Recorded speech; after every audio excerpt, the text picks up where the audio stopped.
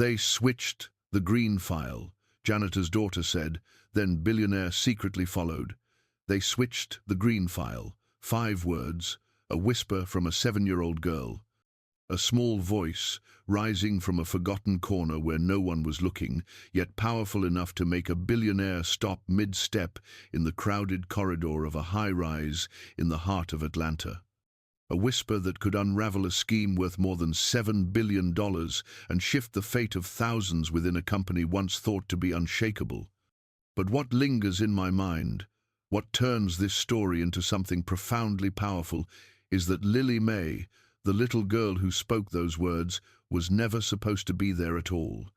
She was the daughter of a night shift janitor, a black woman named Teresa, a single mother working 3 jobs just to keep food on the table. That day, the babysitter had fallen suddenly ill, and Teresa had no choice but to bring Lily along with her into a world of polished glass walls and glances that made no room for a child. Lily had promised to be good, to stay quiet, to become invisible the same way her mother always was in the eyes of those who worked there. Teresa found a quiet corner on the 23rd floor, placed a small plastic chair against the wall, and told her daughter to stay there until she returned. And so there she sat, in the hush of a late afternoon, as the office prepared for a major event. A bright yellow dress, glowing against the muted grey-white wall, wide eyes sparkling with curiosity, legs swinging above the floor. No one noticed her. No one looked her way. Until 2 men hurried down the hallway. Both wore dark suits, their steps quick, their eyes darting behind them like men afraid of being seen. One of them, shorter than the other, held a thick file with a distinctive green trim. They spoke in low voices, too fast and too quiet for Lily to understand, then stopped in front of a door with no name. One man opened the file and pulled out a stack of clean white papers, slipping them quickly into the inside pocket of his jacket. From his own briefcase, the other pulled a second bundle of documents, grayer in tone, and placed them back into the original green folder. They worked with the ease of practice, no hesitation. No awareness that just a few feet away, a child was watching with wide, unblinking eyes, a child trying with all her might to keep a promise, but unable to look away from what she did not yet understand. When they left, Lily remained still. She did not move. She couldn't quite explain what she had seen. But somewhere deep inside, she knew something was wrong. And then, a few minutes later, another man stepped out of the elevator at the far end of the hallway. He was tall, with silver in his hair, dressed in a charcoal suit tailored to perfection. His eyes were locked on the phone in his hand, blind to everything around him. This was Jack Whitmore, founder and CEO of Whitmore Capital Group, a name that carried weight in the world of finance. The man behind the deal that would take his company public at a valuation of more than $7 billion. He nearly walked past the little girl without seeing her. Nearly. But then he heard it. A small, trembling voice, as though someone was pushing past their deepest fear just to speak. They switched the green file.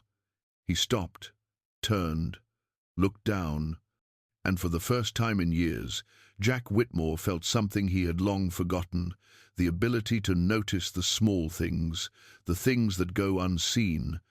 That little girl, someone he had never laid eyes on before, had just changed the course of his entire life with a single sentence. This is a true story, about how the smallest voice became the strongest, about how honesty from the most unexpected place saved thousands of lives, and about how a whisper in a hallway changed not just a company, but a man. If you've ever thought you were too small to matter, that no one hears you, then stay, because this story might make you believe again. This is the story of Lily Mae, and it begins in a place no one ever thought to look. Before we continue this emotional journey, if this story is beginning to stir something deep within your heart, please take a moment to subscribe to the Emotional Echoes channel, tap the like button, and share this video with someone you love. Stories like this are not just meant to be heard, but to be shared, to remind us all of the power of courage and honesty, even when it comes from the smallest voice. Where are you watching from today? Leave a comment below with the name of your city or country so we can see just how far this story has traveled across the world. And now, let's keep going, because the transformation of Lily Mae and Jack Whitmore has only just begun. Lily Mae had no idea that the 5 words she had just spoken would shake the world of one of the most powerful men in Atlanta. As Jack Whitmore stood frozen in the corridor of the 23rd floor, looking down at the anxious little girl in the bright yellow dress, he felt something unfamiliar, something he had not felt in many years.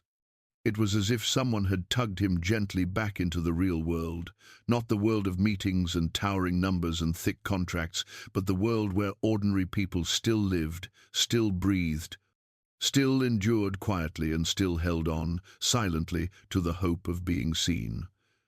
Lily sat with both hands resting on her knees, her throat tight with the fear that she had just caused something terrible to happen.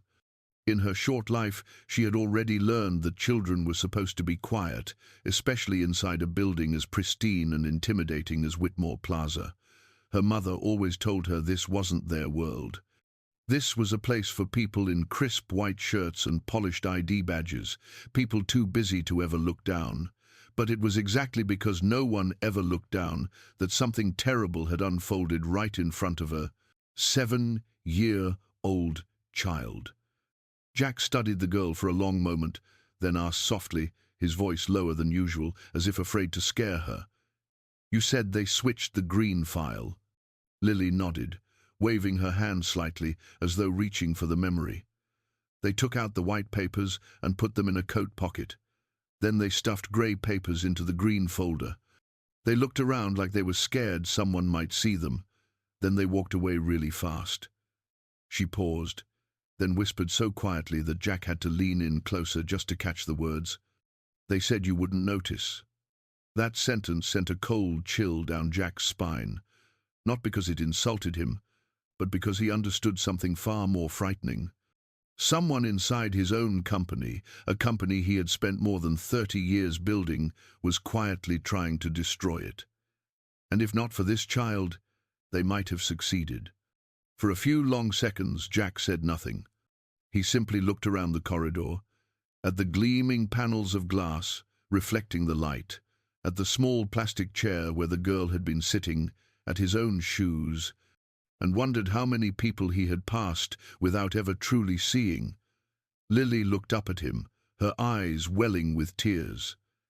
"Did I do something wrong?" That question sliced through a part of Jack that he had thought was long dead. A child, innocent and sincere, apologizing for telling the truth. "No, you did nothing wrong," he said slowly, his voice gentle. "You did something very good. You helped me." Lily didn't quite understand. "Mama says talking to strangers isn't good. Mama says we have to be invisible or she might lose her job." Jack Whitmore heard every word and felt a heaviness descend on him, heavier than any boardroom decision he had ever faced. Invisible. That was exactly what Teresa and dozens of janitors, guards, and service workers felt every single day. The people who arrived before dawn and left long after the last light had gone out. The people he walked past each day, never once remembering a single face. He took a deep breath, and for the first time in many years, he knelt down so that his eyes were level with those of a child. "You're not invisible," he said. "No one in this building is invisible." Lily looked at him, her eyes wide, filled with both innocence and confusion. Perhaps she didn't know that in that moment she had changed the heart of a billionaire. Suddenly the elevator doors opened and Teresa rushed out, her face full of panic at the sight of her daughter standing next to the CEO of the company. Lily ran into her mother's arms, while Teresa stood frozen, unsure what her child had just done. Jack rose to his feet, looked at the mother and daughter, and for the first time saw them with clarity. He had spent his life in a world where everyone looked up, never learning how to look down. But a child, with clear eyes and instinctive honesty, had seen what hundreds of grown-ups had missed. And that truth had begun to change. Everything. This was the moment when invisible eyes were finally seen. And the journey to transform a culture, a man, and a massive company began from the smallest place imaginable. Jack Whitmore was not a man easily shaken. He had endured hundreds of tense negotiations, shifted markets with a single nod, and stared down giants without blinking. But this time, the thing that left him motionless in the corridor of the 23rd floor was not a threat or a collapsing deal. It was 5 whispered words from a little girl just trying not to be a bother. The green file. That phrase echoed through his mind like a drumbeat that would not fade. And as Teresa rushed forward, gathering her daughter into her arms, whispering shaky apologies over and over, Jack looked at the woman for what felt like the first time, as if he was truly seeing her. A mother who had worked all day, now pulling her daughter into a space she knew was never meant for them. A woman who had quietly existed in this building for years, and whose name he had never learned. He no longer hesitated. Jack pulled his phone from his pocket, dialed an internal extension. His voice dropped into something firm, grounded, stripped of the softness he had shown Lily only moments ago. I need security to pull every camera feed from the corridor on the 23rd floor, immediately. About 10 minutes ago. 2 men, one of them carrying a green file. Don't ask questions, just do it. He ended the call. Then turned to Teresa. Can you bring Lily to my office? I'd like to speak with both of you. Teresa's eyes widened. Her face turned pale. Sir, if she did something wrong. She didn't do anything wrong, Jack said quickly, nearly cutting her off. On the contrary, your daughter may have just saved this company from a mistake we couldn't undo. The corridor fell silent. Teresa still didn't understand what was happening, but the look in Jack Whitmore's eyes made it clear she had no option but to follow. Jack's office sat on the top floor of the building, a wide, open space wrapped in glass that looked out over the city of Atlanta as it faded into late afternoon. But today, the golden glow of sunset through those windows brought him no sense of pride, only a growing hollowness. Jack stepped briskly into the room, motioned for Lily to sit in the large leather chair across from his desk. The little girl was still trembling. Teresa stood beside her, her hand never leaving her daughter's shoulder. Just minutes later, the head of security entered, holding a tablet. I have the footage from the corridor, as you requested. Play it. The video came to life, and everything Lily had described played out with striking clarity. 2 men in dark suits, one shorter, balding, the other tall and lean. They glanced around, exchanged hurried words. The balding man opened a briefcase and removed a green file with its distinctive fluorescent trim. He slipped out a stack of crisp white papers and tucked them into the inside pocket of his jacket. The taller man pulled out another bundle of documents, pale grey in color.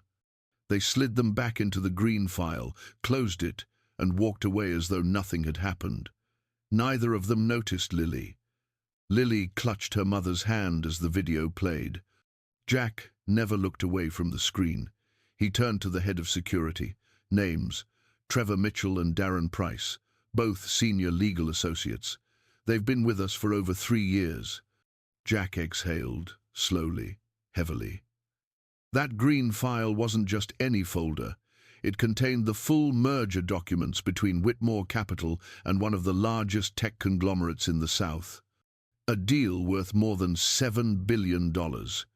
And in just a few short hours, he was scheduled to sign. If those papers had truly been replaced, he wouldn't have just signed the wrong agreement. He might have brought down the entire corporation.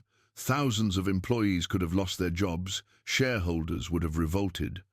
The reputation he had spent nearly 4 decades building would have crumbled, all because of a single act of betrayal that unfolded in plain sight of a 7-year-old child. He said nothing more. He simply turned and looked at Lily, the little girl now curled close to her mother, her eyes still filled with fear. Do you know? "How many people you just saved?" he asked softly. Lily shook her head, her lips pressed tightly together.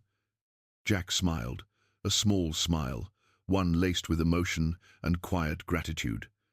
"You saved an entire company, and many families you've never even met. That is the power of truth, a truth that seems so small, a whisper in the silence, a green file. But behind it lay an entire system that, if not seen through clear eyes and a brave heart, would have remained hidden forever. Lily Mae Carter had done that, not because she was a genius, not because she had been trained, but simply because she was a child who had been taught to always tell the truth. And sometimes, honesty born from innocence is the very thing that decides the fate of thousands.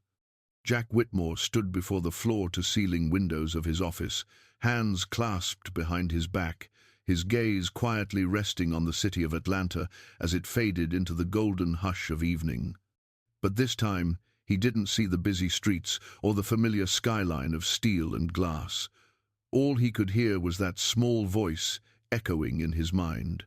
They switched the green file. A whisper from a 7-year-old girl had made him stop, had pulled him back from the edge of a signature that once felt inevitable, had forced him to reconsider the world he had spent over 30 years building. And what he saw in that moment weighed heavier on his heart than any financial loss he had ever faced. If Lily Mae hadn't been sitting in that corridor on the 23rd floor that day, if she hadn't found the courage to speak up, and if he himself, lost in a blur of messages and meetings, had walked past her, without stopping, what would have happened? He had come within inches of signing an altered agreement, had nearly handed over the entire company to traitors, had almost shattered the trust of thousands of employees and partners, all because he had been too busy to notice what was unfolding right in front of him. Jack still remembered, with vivid clarity, what it felt like the first time he stepped into this building. Back then, he was just a young businessman fueled by ambition, carrying a borrowed dream and a scuffed folder with frayed corners, his heart blazing with hope. He had known the names of every receptionist, every janitor, every mail clerk who walked the halls. But the company grew. The departments rose in floors, the meetings thickened in volume, and the people who once had names became just blurred faces passing by. He had stopped seeing them, all of them, even the ones quietly keeping the gears turning behind the glossy glass walls. Jack turned to look at Lily again. She was still sitting quietly in the chair, her small hands folded together, her eyes avoiding his gaze. This little girl had done what an entire legal department hadn't. She had noticed, she had watched, and she had spoken up. And in doing so, she hadn't just saved him from a devastating mistake. She had pulled him from a dream he hadn't realized had become a nightmare. There was something in Lily's eyes that made him feel small.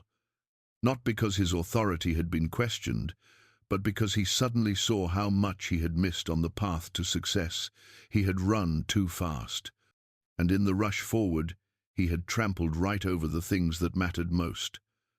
Teresa still stood by her daughter, her gaze cautious, uncertain, as if she couldn't quite believe that the man in front of her, the one who led one of the South's largest financial empires, was truly listening to the words of a child.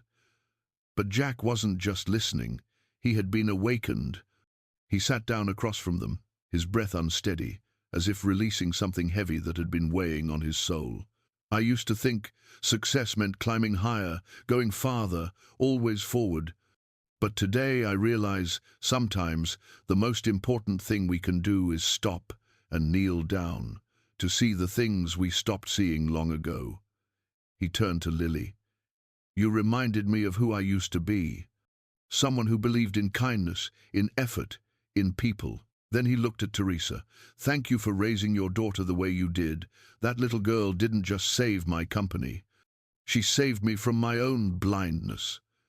Teresa had never heard anyone speak to her like that. Her throat tightened. She didn't know how to respond. Her whole life had been silent shifts, naps taken over cold lunchboxes, days spent counting change to buy her daughter a new backpack. And now here was this man, standing at the peak of power, saying thank you to someone like her. Jack rose to his feet, his voice steady now, clearer. There is so much I need to fix, starting with myself, and beginning tomorrow I will. But first, I need you and your daughter to know one thing. You are no longer shadows passing unnoticed. From now on, I will see you. I will remember. And so, the man in the grey suit, the man who had come within a breath of stepping past the greatest turning point of his life, stopped. And in that very moment, he began a journey back to becoming a real human being. Not just the CEO of an empire, but a person capable of listening, of seeing, and of bowing his head in gratitude to a child who had saved his entire world with nothing more than a whisper. Jack Whitmore could not pull himself away from Lily Mae's gaze. There was something in the clarity of her eyes that made him feel seen, not judged, but illuminated by a light so simple, so unconditional, it bypassed every defense he had carefully built over the years. He had grown used to being scrutinized by adults, challenged by rivals, praised by sycophants. But from a child, the truth came like a quiet blade, gentle yet unrelenting, cutting through the armor he wore every day. And it was that gentleness that caught in his chest and stayed there. Inside the quiet of his office, Jack watched Lily for a long while. He didn't rush to speak. He didn't press her for more. He understood that for a child to find the courage to speak a truth she didn't even fully grasp, in a world where small voices are so often ignored, that in itself was a battle. And she had won. Lily sat beside her mother, still clutching the hem of Teresa's shirt. Her eyes were downcast, fixed on the floor, her tiny shoes still dusty from the playground that morning. She had no idea what she had set into motion.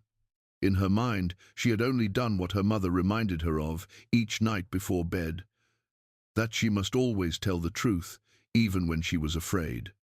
That the truth, however small, was the one thing she would carry with her all her life. Jack knelt down, bringing himself level with the little girl.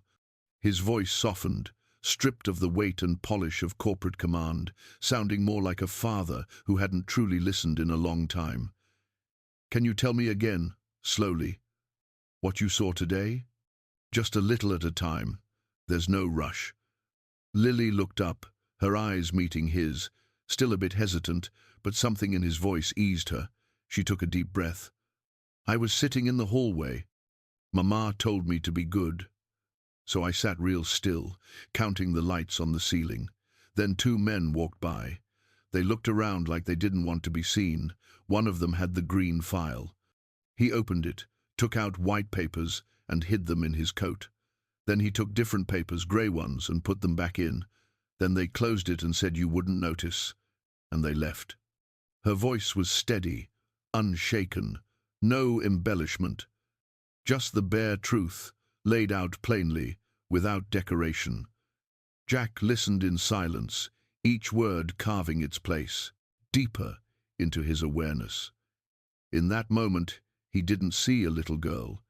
He saw a witness, a voice unshaped by self-interest, untouched by bias, a truth in its purest form. "Thank you, Lily. Thank you for being brave," he said slowly.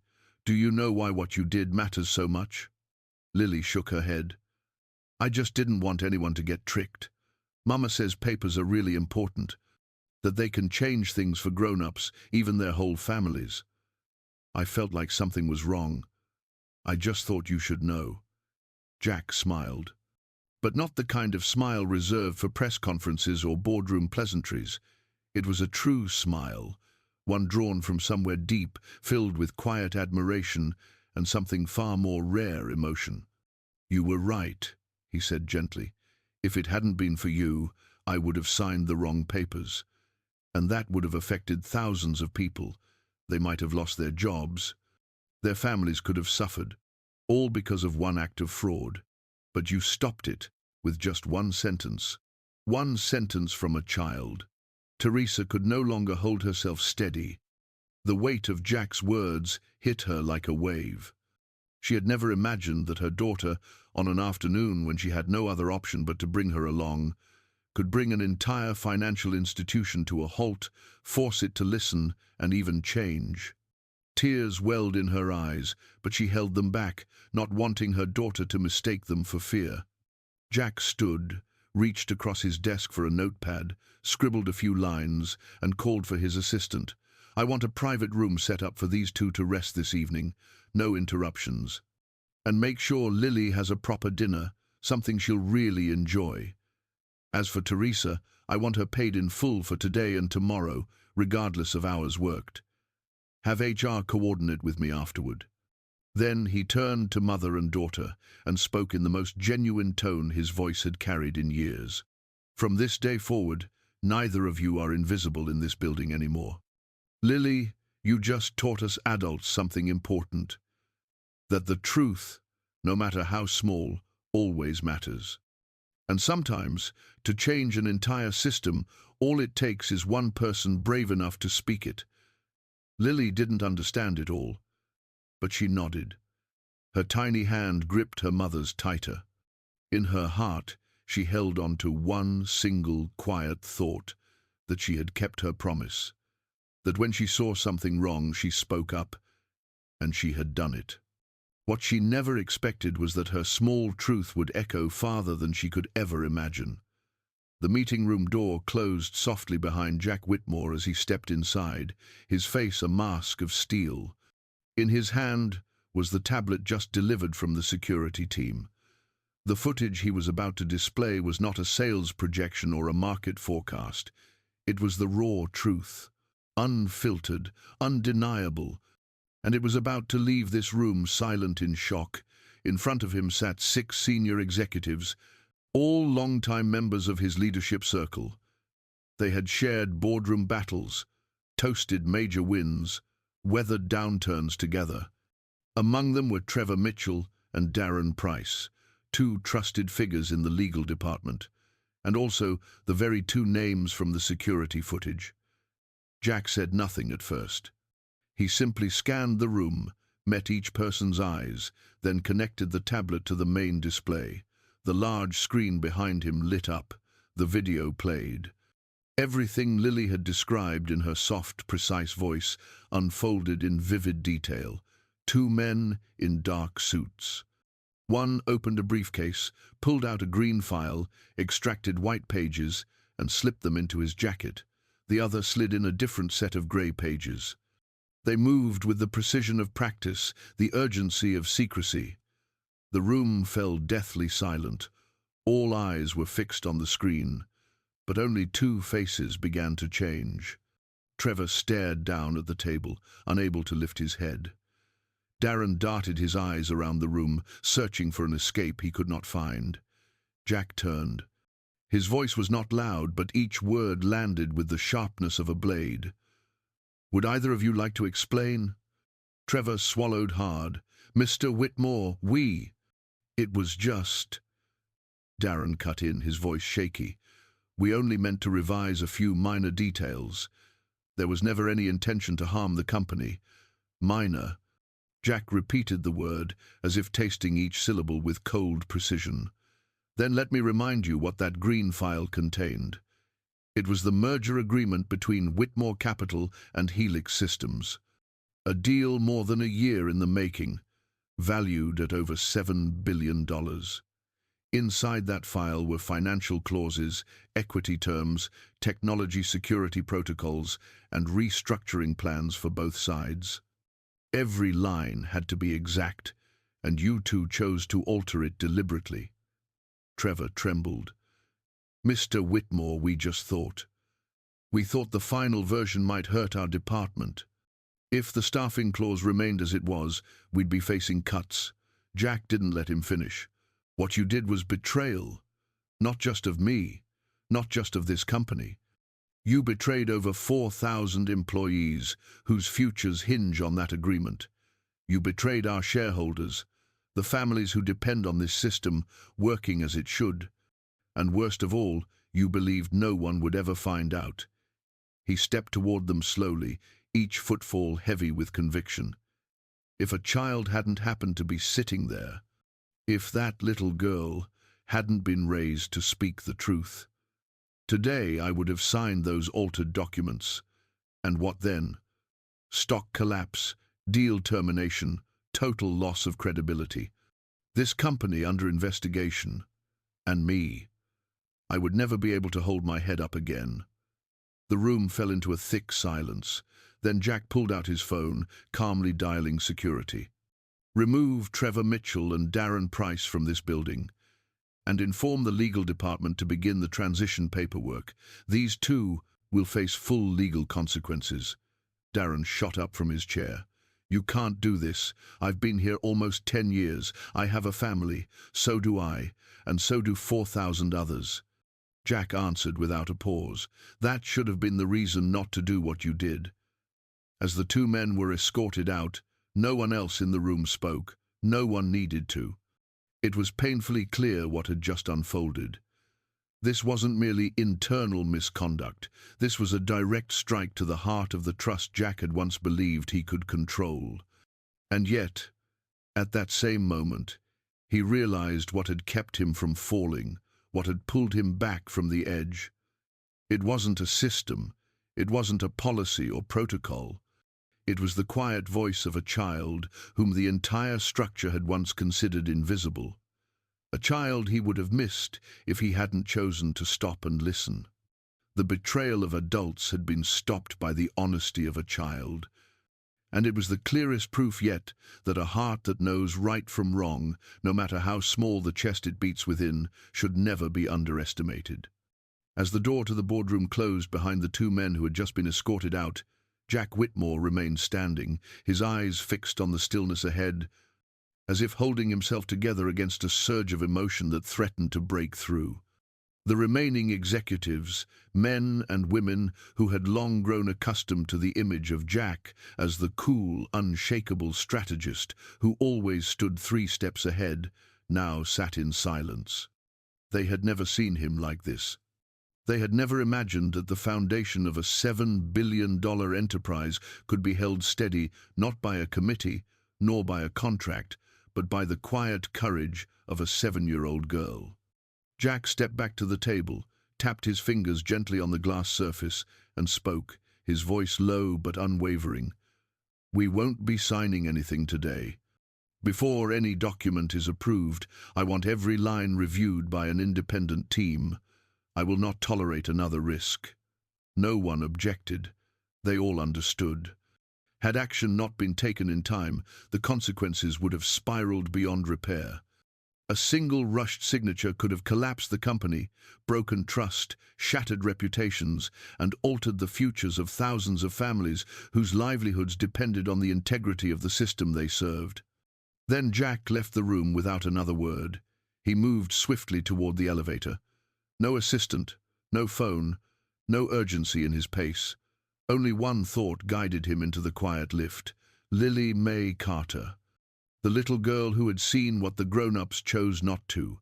The child who spoke when all the adults remained silent. The child who saved his company from a fall it could never have recovered from. When he entered the small resting room he had ordered prepared for Teresa and her daughter, what he saw stopped him for just a moment. Lily sat on a sofa, legs swinging softly, hands wrapped around a warm cup of milk. Teresa sat beside her, eyes still red, but now with the weight of relief more than worry. The air in the room was not filled with power or money or control. It held something simpler, something honest, the kind of peace that comes only when truth has been spoken and heard. Jack stepped forward and sat down in the chair across from them. Teresa, Lily. He paused, steadying himself before continuing. I wanted to tell you this in person. The merger has been put on hold. We've uncovered internal fraud, and if it weren't for Lily, this company would have gone down a road we couldn't come back from. Teresa raised a hand to her mouth, overwhelmed. She had brought her daughter that day simply because there was no one to watch her. She had told her to stay quiet, not to cause trouble. She had just wanted to finish her shift and get home, And now Jack Whitmore, the man she had only ever seen on financial news headlines, was sitting across from her, saying her daughter had saved an entire company. He turned to Lily. "Thank you for being brave. Thank you for not staying silent. You don't know how much that means." Lily looked down and whispered, "I just remembered what Mama always says. Always tell the truth." Jack nodded, and for a moment his eyes held something far away. The truth, spoken at the right time, can save more than just a company. It can save a person. Then he turned to Teresa. "You've raised your daughter well. I owe both of you more than words." Teresa shook her head softly. "You don't owe me anything. I just taught her what my mother taught me. But I never thought, I'm just a cleaner. I didn't think—" Her voice broke off, unable to finish. Jack smiled. "You taught me a lesson no business school ever could. And your daughter, with one simple truth, saved a $7 billion corporation. That's right. Not a board of directors, not a legal team. A 7-year-old child with a courageous heart." And in that moment, in a small room without digital displays or designer furniture, far from the noise and spectacle of corporate life, Jack Whitmore remembered something he had long forgotten. That real power does not live in the boardroom, it lives in honesty. And sometimes it comes from the most unexpected places. A plastic chair in a hallway, a child sitting quietly, and a truth spoken aloud, clear and unafraid, with the power to move the world. Jack turned his head slowly toward the speaker. His gaze was steady, his voice calm but carved from steel. He let that sentence settle into the room, every word landing with precision. Then he continued, quieter now, but no less resolute. No one responded. The room was hushed, not out of fear, but out of something deeper, reflection. Shame, perhaps, or the sudden, sobering weight of responsibility. What had happened the day before wasn't just an internal failure. It was a reckoning. Jack took a step back from the table, his hands now loosely at his sides. He paused, his voice softer, tinged with something fragile but firm. He glanced once more around the room at the people who had shared his vision for years, who had helped build the empire, but who, like him, had lost sight of the quiet foundations beneath the marble floors. Then he said simply, and with that, he stepped away from the table. The meeting was over, not by announcement, but by clarity. No one stood up right away. No one reached for their laptops or shuffled their papers. They remained in their seats, heads slightly bowed, surrounded not by failure, but by the possibility of something more honest, more human. Outside, the city of Atlanta had fully awakened. But in the high room of glass and walnut, something else had awakened too, an understanding. That yesterday the company had been saved by a child no one saw. And today, that child had quietly rewritten the values of an empire. Jack looked directly at the person who had spoken, his eyes sharp, unwavering, like tempered steel. If they judge us for choosing integrity over speed, then perhaps they are not the partner we need. I would rather lose a deal than lose this company's soul. The meeting ended in silence, not the silence of fear, but the silence of reflection. There were no applause, no hollow affirmations, only a shift in their eyes. And in that moment, for the first time, the leadership of a major corporation began to see what a 7-year-old girl had seen the day before. That the truth, no matter where it comes from, deserves to be honored. And that no one, in any part of the system, is ever too small to make a difference. The next morning, Jack Whitmore arrived at the office earlier than usual. The building was still wrapped in the quiet of dawn, filled only with the hum of distant vacuum cleaners and the faint aroma of freshly brewed coffee drifting up from the lobby. No one knew he was there, and no one expected that, on that morning, the CEO of one of the South's most powerful corporations would not head straight to the top floor, as he always did. Instead, he walked slowly, floor by floor, hallway by hallway. For the first time in years, Jack wasn't just moving through the building, he was seeing it. On the 11th floor, he stopped in front of a janitor's cart parked near the elevator. A dark-skinned older man was carefully mopping the corners of the polished floor. Jack approached and gave a quiet nod. "Good morning."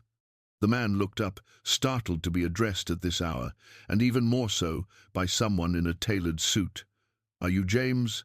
"I'm Jack Whitmore." James blinked, then stood up straight. "Yes, sir. I know who you are. I've worked the night shift here for 12 years. Jack nodded. "I know. And I've just learned that in those 12 years you've never taken a single sick day. No one asked that of you, but you did it anyway.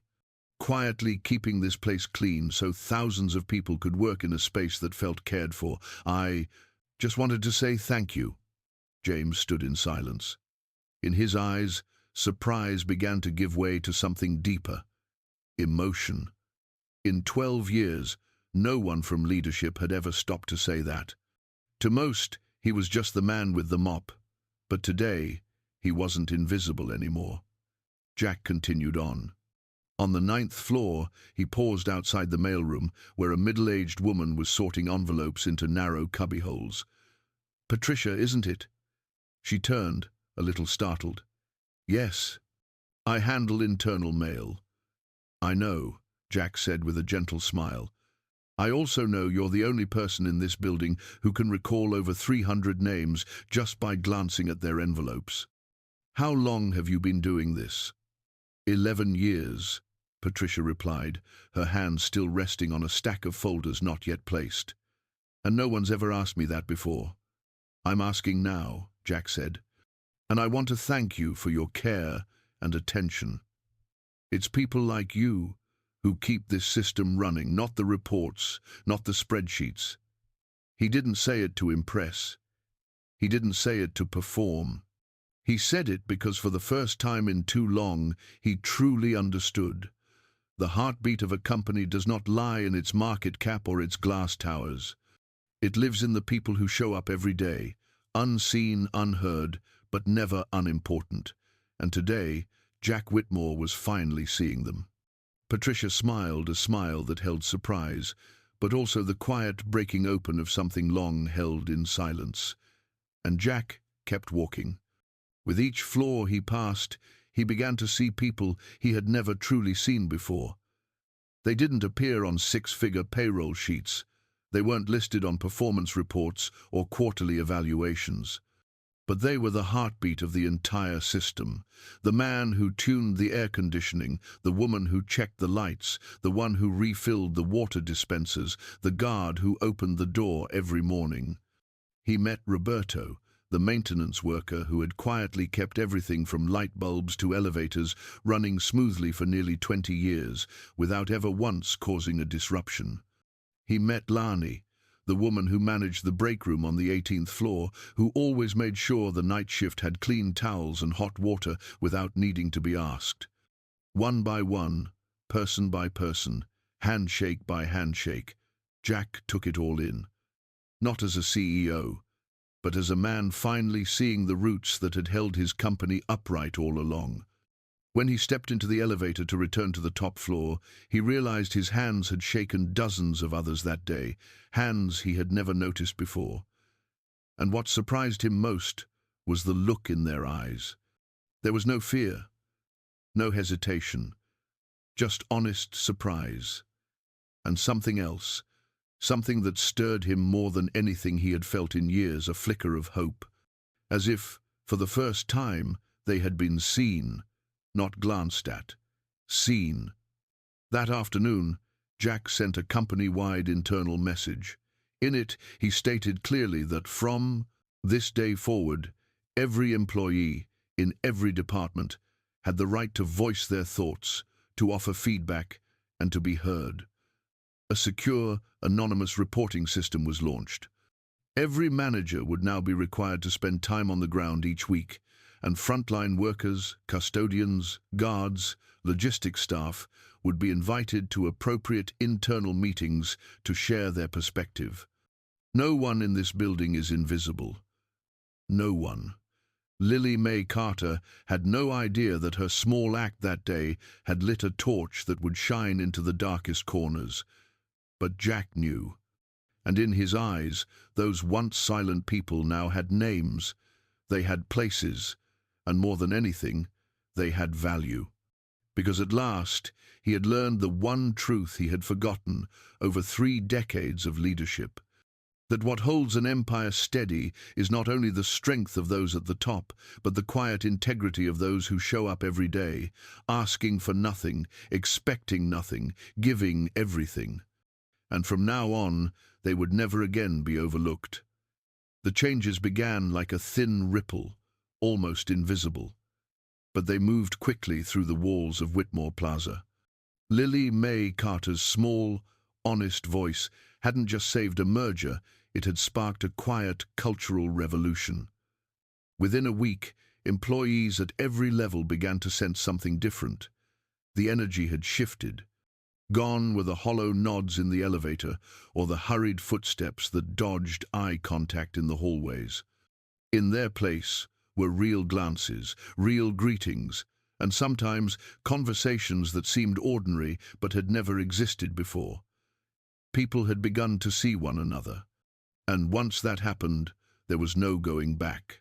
Jack Whitmore did exactly what he said he would. A cultural task force was formed, not just with senior executives, but with administrative staff, maintenance workers, janitors, and security guards.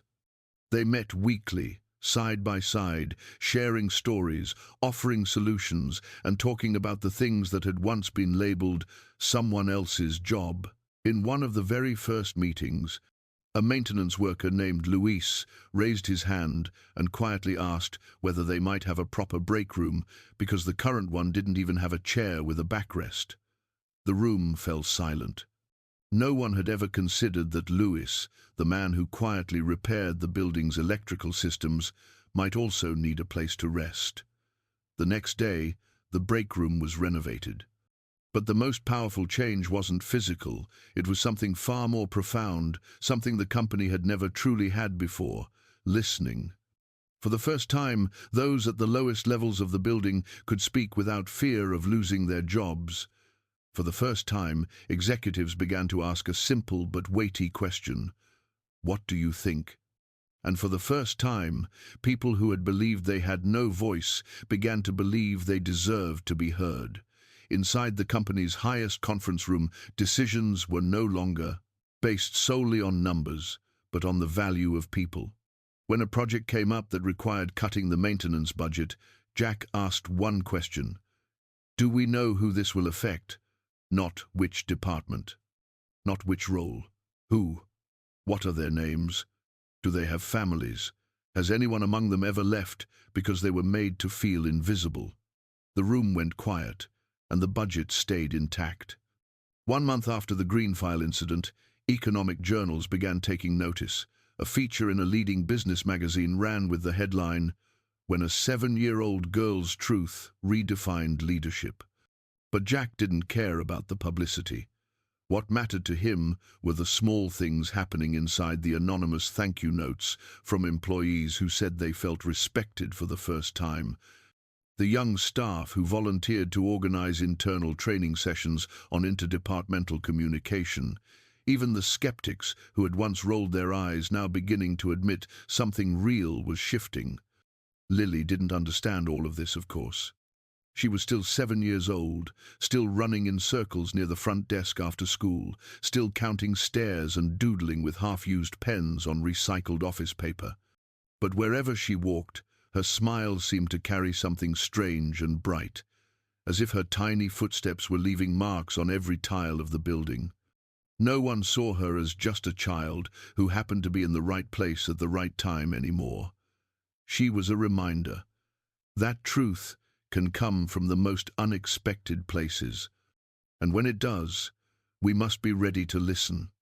The 12th floor, once the coldest space in the building with its sealed meeting rooms and frosted glass walls, now opened its doors every Friday afternoon for what came to be known as listening hour. It wasn't a meeting. It wasn't mandated. It was a quiet gathering where anyone from any department could share something about their week. A receptionist once confessed that she often cried after work because she felt invisible. That week, she received over 20 messages from colleagues just asking if she was okay. A security guard named Henry, once teased for his voice being too deep, was invited to become the announcer for the company's internal news channel. No one ordered these changes. They happened because people began to truly see one another. The company's new culture wasn't enforced, it was awakened, sparked by a single, honest voice. And that's what changed everything. Because, as it turned out, honesty didn't just save a business deal. It saved a community, an empire, a collective soul that had long been asleep and was now finally stirring awake. And every gaze, every shift in heart, traced itself back to where it had all begun. A quiet hallway, a small chair, a little girl named Lily. After the cultural shift brought on by Lily's single truth, rebuilding Whitmore Capital became something more than a technical process or a strategic initiative. It became a deeply human journey, where every brick laid was not measured in quarterly growth or profit margins, but in empathy and kindness. Jack Whitmore no longer appeared as a distant CEO locked away on the top floor. He walked the halls every morning, stopping to speak with the front desk staff, asking security guards how their children were doing, listening to stories that had nothing to do with market share and everything to do with people. And through those moments, he came to understand his company more deeply than any report had ever shown him. Teresa Carter, Lily's mother, no longer worked the night janitorial shift. Jack personally invited her into a new role, internal relations coordinator. Her job wasn't to manage, but to listen. Each week, she walked the building, speaking with employees at every level, gathering thoughts, feedback, and feelings. She became a bridge between the often forgotten voices and the ones making decisions. When someone asked why a former janitor was sitting at the table with the executive board during internal reviews, Jack gave only one answer: because she understands us from the roots. Alongside Teresa, new roles were created not to supervise but to support. A workplace dignity team was formed, with the sole purpose of ensuring no one felt dismissed, overlooked, or unimportant. Time-off policies became more flexible. Employees who once feared requesting a sick day were now encouraged to step away when needed to care for their mental health. A quiet room was even established for anyone needing a few minutes of stillness during the workday. Weakness was no longer something to be hidden or punished. It was understood as a natural part of being human, and it was met with kindness. Jack also began hosting small gatherings not to talk about profits, but about life. He shared stories of his mother, who worked night shifts as a nurse to put him through school. He spoke of the first time he ever felt invisible in a room full of adults, and he admitted that in the years that followed, he had forgotten that feeling. He said he was sorry, not to impress anyone, but because he truly meant it. Those apologies didn't lessen him, they made him real. And when a leader has the courage to admit their mistakes, the entire system begins to learn how to forgive itself. What Lily Mae Carter had set in motion was no longer just an echo. It was a new voice rising from the quiet corners of a company that had remembered what it meant to care. Not as a slogan, not as a campaign, but as a way of being. And in that, the soul of Whitmore Capital was no longer asleep. It was awake and alive. Each month, the company began honoring one ordinary employee, not for hitting targets or outperforming metrics, but for the quiet, positive impact they had on others. One month, it was Frank, the elderly gardener who had tended the flowers along the first-floor corridor for 10 years, never missing a season.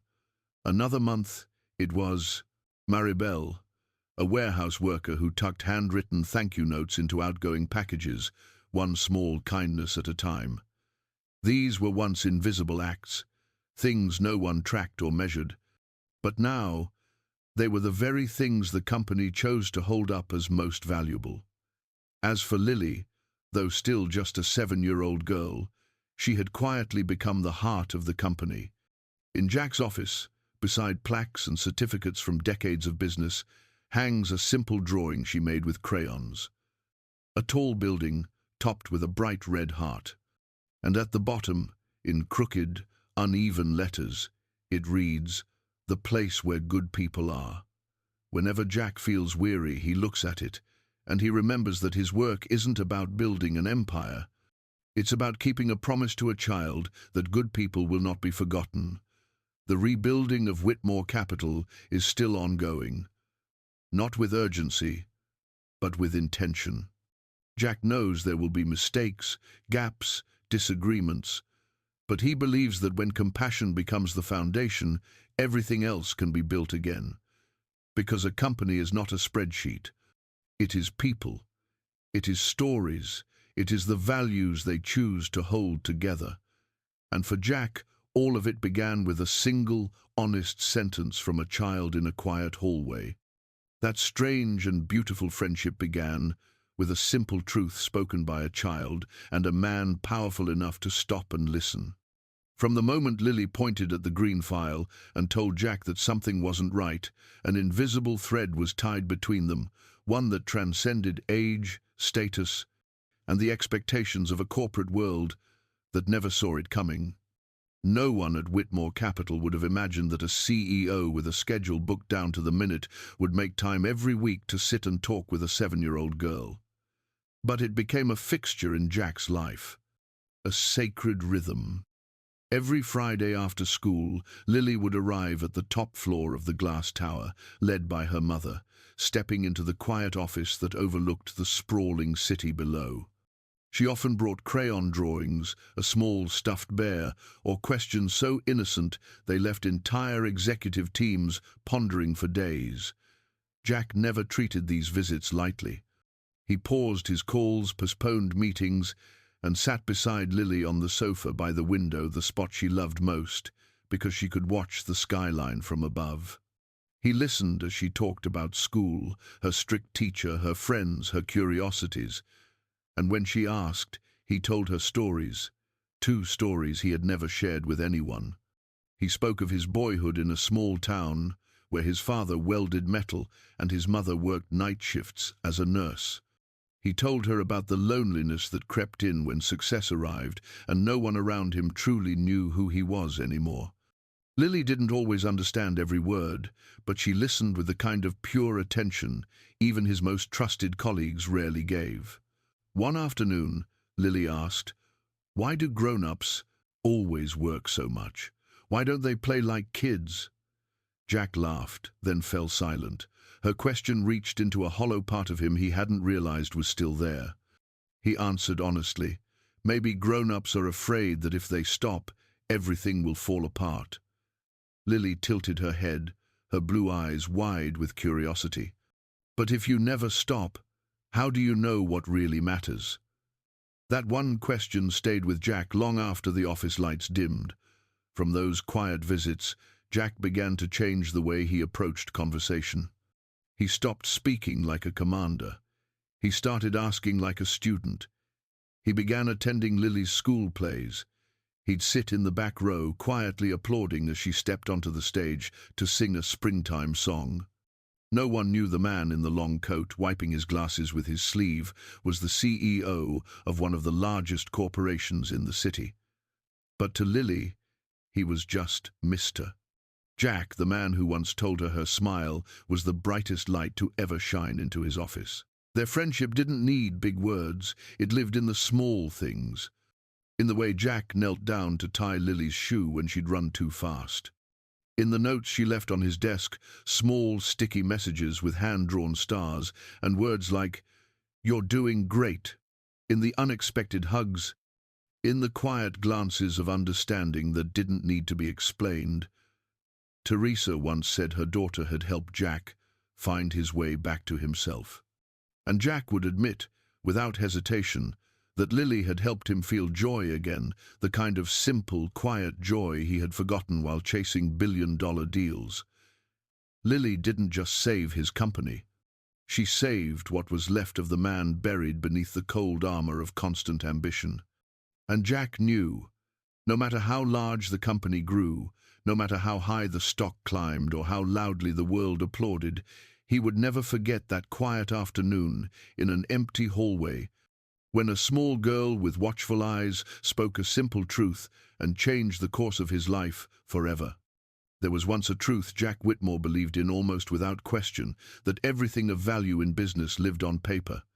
In carefully drafted contracts, in clauses bound by law, in numbers that could be calculated, and profits that could be forecasted. For years, he lived as if the entire world could be contained within a document. He measured people by productivity, gauged loyalty by performance, and believed success belonged to those who kept everything under control. But there was one thing Jack had never accounted for: the heart of a child doesn't need a contract to make the greatest impact. Lily's whisper had made him look back at his entire life. And the further he walked from that moment in the hallway, the more he realized that the things that truly matter don't show up in memos. They don't appear in quarterly reports. They cannot be presented at shareholder meetings. They exist in the smallest details. Like the way Teresa smiled with quiet relief the first time she got to leave work on time and eat dinner with her daughter. Like the look in the maintenance crew's eyes when Jack began calling them by name and thanking them at the end of each shift. Like the subtle but unmistakable shift in the way people walked through the halls, no longer with their heads down, as if they didn't exist. Now they greeted one another. They paused to ask how someone was doing. They looked each other in the eye when they spoke. To Jack, those changes were worth more than any contract bound by hundreds of pages, because he knew no signature could buy the kind of trust that is given freely, or the feeling of being seen and valued. Those things come from the heart, not a pen. At an informal meeting with a group of new employees, Jack stood and told them the story of Lily, not as a polished anecdote meant to impress, but as the most personal lesson of his life. He spoke of the moment he nearly signed a falsified agreement, of the betrayal he felt by those he once trusted without hesitation. But he also told them about the moment he heard a child speak the truth. And because he chose to believe her, the company was spared from disaster. The young people in the room sat in silence. None had expected that a man as accomplished as Jack Whitmore would speak of trust and kindness with such raw emotion. One of them finally asked if there was a formula, some secret for maintaining integrity in a world so competitive. Jack smiled, then shook his head. There's no formula, only choice. Every day we stand at a crossroads of choices, to speak up or stay silent, to see others or pretend not to do what's right when no one's watching, or what's easy to avoid discomfort. Lily chose to tell the truth when she could have stayed quiet and let it all pass, and because of that, she changed everything. When the conversation ended, one young employee came up to Jack and quietly admitted he used to think work was just work, but now he saw it could be something more. Jack placed a hand on his shoulder and said, "One day, you'll have the chance to make it more too. All it takes is to keep your eyes open and your heart honest. No contract will ever require that of you. But that's the only agreement truly worth signing every single day, not with a pen, but with the way you live. By choosing to see others and never treating anyone as invisible. By holding on to your goodness in a world full of noise." And in that moment, Jack understood what he was building was no longer just a corporation, it was a community. A place where value was measured in connection and kindness. And the most beautiful truth of all was that it hadn't begun with a billion-dollar deal. It had begun with the honesty of a little girl who had nothing but innocence and courage. Jack once believed greatness was forged by power. Now he knew sometimes a small truth is enough to redraw the entire map of a man's inner world. One morning, Jack stepped into the Whitmore building as he always did, but for the first time in many years, he didn't glance at his phone as he walked down the hallway. He wasn't hurrying to make the morning meeting. He simply slowed down and looked, not at files, not at performance metrics, but at people. The receptionist smiled at him the way she always did, but today he stopped. He asked her how she had slept the night before, asked about the silver bracelet on her wrist. She seemed a bit surprised at first, then offered a smile that was real. Since Lily came into his life, something inside Jack had shifted, not in any dramatic way, but quietly and steadily. He had begun to see people he had never truly seen before, not just their names, but their stories. He started learning how to look deeper into the eyes of the people who passed him each day. Like Larry, a former Marine who always greeted everyone with a salute. Like Tasha in the cafeteria, who had always remembered that Jack didn't drink coffee after 10 in the morning, though he hadn't known her name until last month. Every face now carried a depth he had once overlooked. He used to think of himself as a keen observer, but in truth, he had only ever seen the surface of a world he had designed himself. A world measured in performance targets, in processing speed, in lines on a report.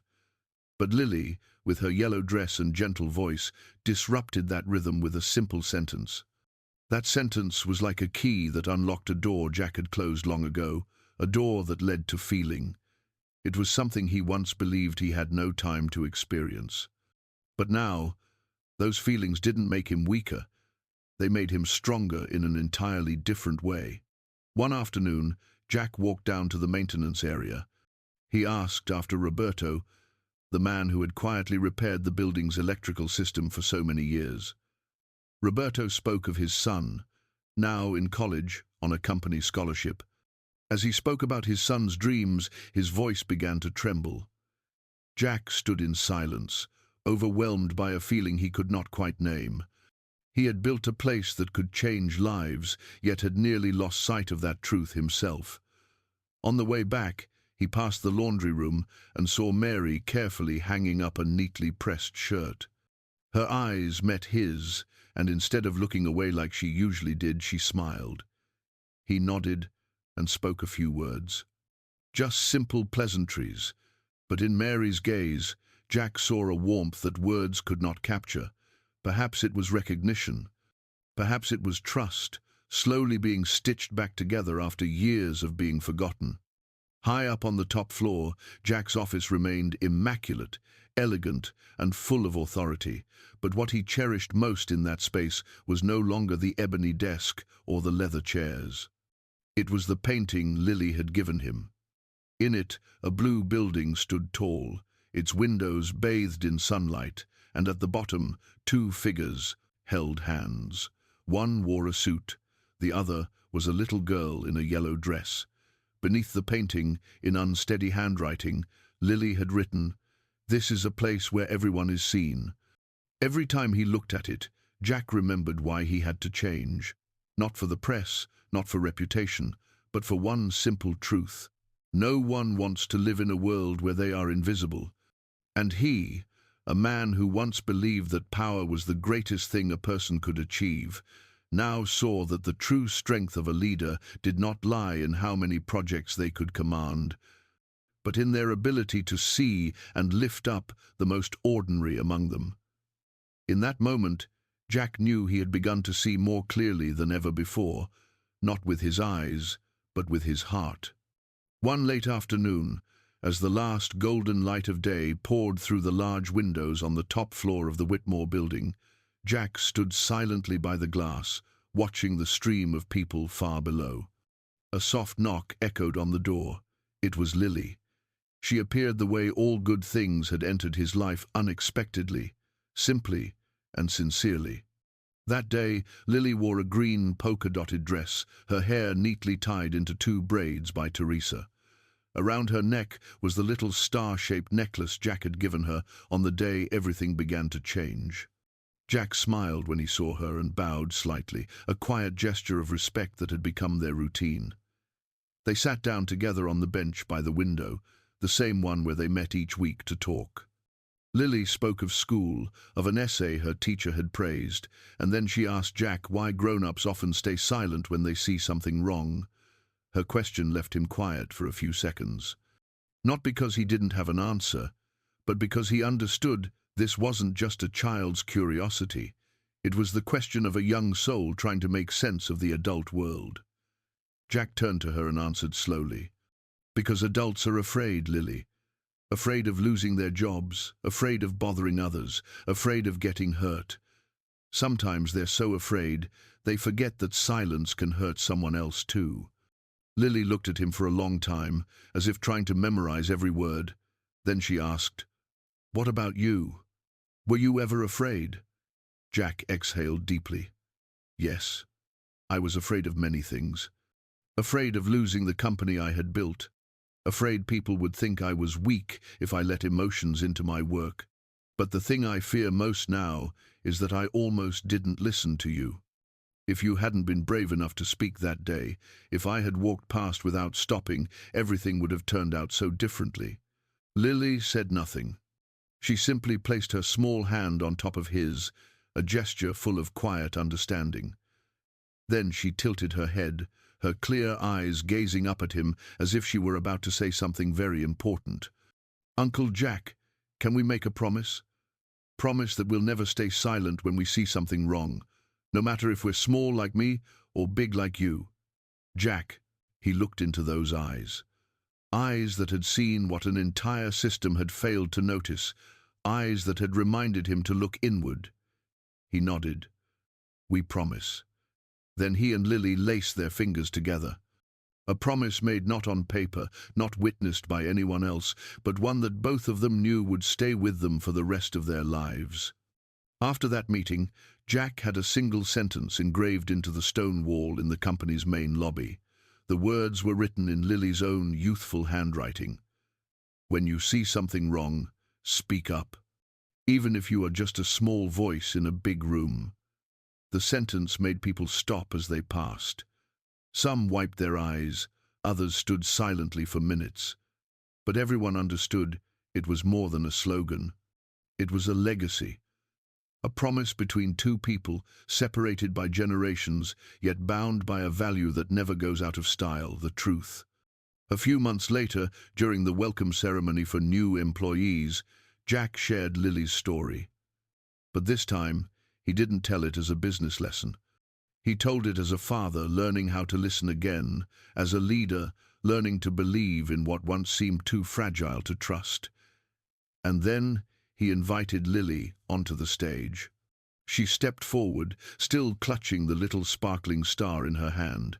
Jack leaned down and whispered in her ear, "You taught me how to be human." His voice was hoarse, not from age, but from knowing that sometimes the greatest lessons come from the smallest hearts. After that day, not only Jack, but hundreds of employees in the company began to act differently. They listened to each other more. They were braver. And most of all, they no longer underestimated the power of an honest voice. That promise, made between an old man and a 7-year-old girl, didn't just change a company. It reshaped how a generation viewed courage and truth, and it all began with one simple question: why do grown-ups stay silent? On a clear Saturday morning at the start of summer, the large park on the west side of the city buzzed with more life than ever before. It wasn't due to a city fair, nor a political rally or some flashy brand promotion, but because that day, Jack Whitmore was hosting a special celebration he called the Day of the Quiet Ones. He didn't call it a gratitude ceremony, and he certainly didn't label it a corporate image event. He told the entire company that this was a heartfelt thank you to all the people who had kept the organization standing through its hardest seasons. Not just the managers or top-tier engineers, but the floor sweepers, the coffee brewers, the elevator operators, and all those whose names had long gone unspoken. When Jack first announced the event, many were surprised. A paid day off for every employee, no expectations, no tasks. Just show up, bring your families, your children, your loved ones, and enjoy. He rented out the entire park, set up a large stage, a games area, a food court, a children's playground, and even a cooking competition for teams from different departments. Brightly colored ice cream trucks lined the edges. Long tables draped in white cloth were placed beneath the trees where everyone sat together to eat, with no separation of job titles or roles. Jack didn't take the high stage to give a speech. Instead, he walked through the park, shaking hands with each person, asking about their children, their homes, even greeting new hires who had only joined the company weeks earlier. He remembered names of people he once didn't know existed. Meanwhile, Lily was off at the water slide, laughing with a group of other children. Their carefree joy echoed across the grass, warming the air with something deep and human. Teresa sat at a table near the fountain, eyes following her daughter, her heart swelling with a gratitude too large for words. She had once believed her life would always be night shifts, meager wages, rushed meals in the break room. She never imagined sitting here, in the middle of a celebration made for people like her, invited to eat, to rest, to play, with her name etched onto the board of outstanding employees like a hero. Around midday, Jack stepped onto a simple wooden stage, dressed not in a suit, but in a shirt and jeans. He held a microphone in one hand, and Lily stood by his side. He didn't deliver a long introduction. He simply said that if Lily hadn't spoken the truth that day, there would be no company left to host this celebration. Then he asked everyone to stand and applaud her. But Lily just smiled and gently tugged his hand to bring him closer. She whispered, "I don't want them to clap for me. I want them to clap for my mom and for everyone like her." Jack understood. He straightened and spoke clearly, his voice steady and full. "Today, we are not celebrating just because we avoided a scandal. We are celebrating because at last we have begun to truly see one another. Each and every one of us, no matter the work we do or where we stand, and this round of applause is for those who have been overlooked." The entire park erupted in applause. Not the polite kind, but a thunderous, heartfelt sound, as if it were pouring out all the years of neglect from an entire system. No one wanted to leave early that day. People shared stories they had never told. Maintenance workers spoke of freezing night shifts. Janitors talked about holiday shifts when no one else was around. And for the first time, they were heard. Without interruption, without being treated as background noise. As evening fell and the sky deepened in color, Lily approached Jack, her eyes still sparkling with joy. "Uncle Jack, I wish every day could be like today." Jack bent down and gently touched his forehead to hers. "I do too. But if every day were like this, we might forget why it's special." Lily nodded. "Then once a year is enough. As long as we never forget why we do it, right?" Jack nodded. Never forget. Because from that moment on, he knew that sometimes a celebration isn't just about joy. It's also an apology, a healing, a recognition that every person deserves to be seen. And on that day, amidst the music and laughter, an entire community became a family. Not because they worked in the same place, but because they had finally learned how to see one another with new eyes. When the last strings of festival lights were taken down and the stage dismantled, when the grass in the park returned to its usual quiet stillness, something remained in the hearts of those who had been there. It wasn't the music or the food that lingered, but the image of a little girl in a yellow dress, standing hand in hand with a man once seen as distant and untouchable. Lily didn't know she had become a symbol. To her, all she had done was speak the truth when something felt wrong. But to everyone at Whitmore, to those who had long been overlooked in a system too vast to see them, Lily was the first light. Many had tried to speak up before, but because they were the smallest voices, without titles or power, their words drifted through the hallways like wind, unheard and unseen. It was only when a 7-year-old dared to speak that the world paused, just long enough to listen. And in that pause, everything began to shift. Jack Whitmore had once been hailed as a brilliant founder, the strategic mind behind the rise of a billion-dollar enterprise that started as a small office with a big dream. But if you were to ask who had changed the soul of the company, There would no longer be any doubt. It was Lily Carter, the daughter of a cleaning staff member. She hadn't crafted strategies, she held no shares, but she had brought forth something no blueprint could predict, a courage born of innocence. Jack understood this better than anyone. In the next quarterly board meeting, instead of opening with growth charts or financial forecasts, he projected a single photograph on the screen. It was an image of Lily, laughing in her yellow dress under the sunlit trees of the park. His voice was calm, but carried the weight of something deeply known. This is the one who saved this company. Not through knowledge, but through truth. Not through power, but through heart. Then he let silence fill the room, giving it the space to speak louder than any numbers. After that day, the company's leadership made a quiet but powerful change. They introduced a new principle into their culture, one they called the small voice. Every month, one idea would be chosen from someone in the lowest rungs of the organization. It would be heard, explored, and, if possible, put into motion. No need for justification, no need to explain why that voice mattered. Just the understanding that sometimes the greatest changes come from the quietest places. And next to the boardroom, they installed a new kind of honor wall. Not for CEOs, not for investors, but for a single portrait of Lily, with a line etched beneath it that read, "Our true hero." On the day the wall was completed, Jack brought Lily there himself. She stood silently for a long while, staring at her own image. Then she turned to Jack and asked, "Are you sure? I'm just a kid." Jack knelt beside her, resting a hand gently on her shoulder. "Precisely because you are a child, you saw what grown-ups had missed. And because you didn't stay silent, people finally began to listen." Lily thought about that, then smiled. "Then if something's wrong again one day, I'll speak up again." Jack nodded. "And next time, more people will be listening, because they've learned from you." As they walked away from the honor wall, the afternoon sun poured through the tall windows, casting Lily's shadow onto the nearby wall, small but sharply defined.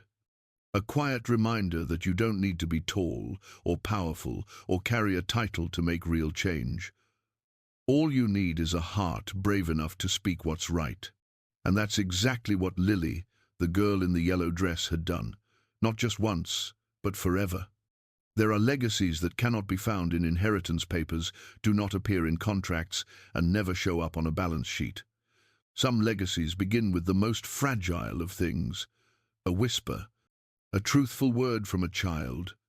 The story of Lily, the little girl in the yellow dress with clear, unwavering eyes and a fearless heart, has left behind something the world rarely teaches, and many adults spend a lifetime trying to learn. It is the courage to speak up in the face of what's wrong. The quiet determination to protect the truth, even when yours is the smallest voice in a very large room. And it is a reminder that sometimes all it takes is one look at the right moment, one person willing to truly listen, and the world can shift in a way no one expected. Jack Whitmore had once lived by the rules of success, efficiency, and power. But it was Lily who made him stop, who made him see people again, feel kindness, and understand that the most valuable thing in any company does not live on a report, but in the people who quietly keep everything standing, day after day. Over time, Lily's story became more than just the story of a single company. It became a story for anyone who has ever felt too small to make a difference. It gave quiet strength to janitors, security guards, kitchen staff, receptionists, the ones who may never have a seat in the boardroom, but who carry the life of the whole organization on their shoulders.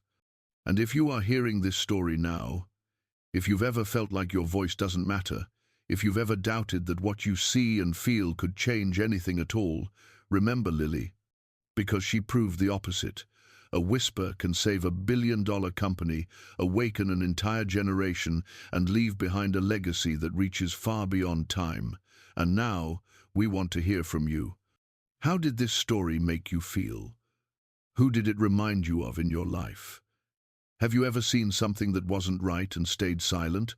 Or maybe, were you the one who dared to speak the truth when no one else would? Share your thoughts in the comments below. We want to hear the story that lives in your heart.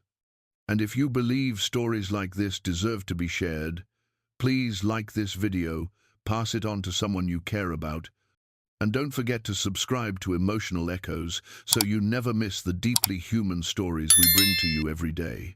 Your one share might be the strength someone needs to hear that they are not alone.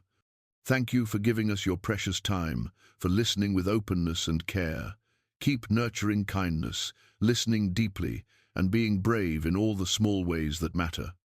We wish you good health, a peaceful life, and days filled with quiet joy.